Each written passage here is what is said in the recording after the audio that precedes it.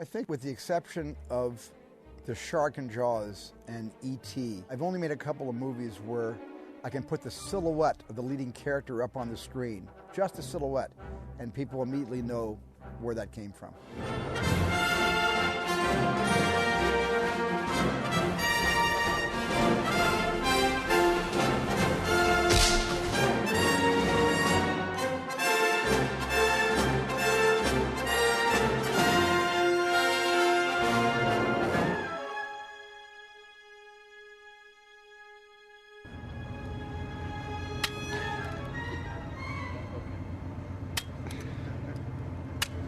That should do it.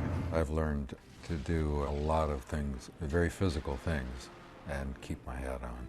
And it's not by stapling it, really, but it's a lot of work sometimes to keep the hat on. If the hat falls off, we have to have a good reason for it. In other words, there's got to be a joke involved, or there's got to be some narrative process at work here, because the hat does not fall off. If it does come off when we're shooting, we usually cut and put it back on.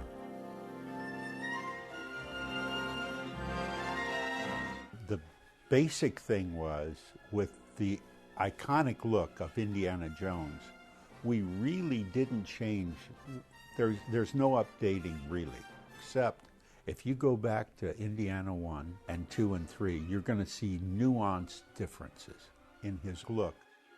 And I was under great pressure, for me, to try to duplicate an iconic picture with a bunch of icons with George Lucas, with Steven Spielberg, with Harrison Ford. And I had to come up with the right stuff. And through referrals and referrals, I ended up with a guy named Stephen Delk in Mississippi. And he ended up making a lot of different hats and finally kind of perfecting them to the crease and everything. He came up with the perfect hat. Great hat body, heavyweight and everything. And he's one of the nicest guys I've ever met. And so I said, "Are you up to making me 30 of them?" "Well, I'll certainly try." I got a few hats in. They were the real feel that I wanted. And we did a screen test on all of his new clothes.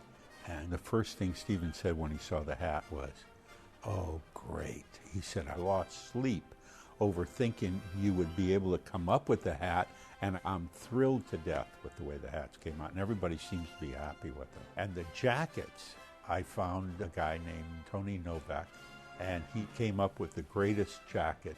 Everything was to perfection. And again, one of the sweetest guys. I said, "Now, can you do 30 of them?" "Yeah, I can do whatever you want." He brought me samples, and we picked out a sample of what color we wanted. And we did a few extra oversized in case we had to have extra padding.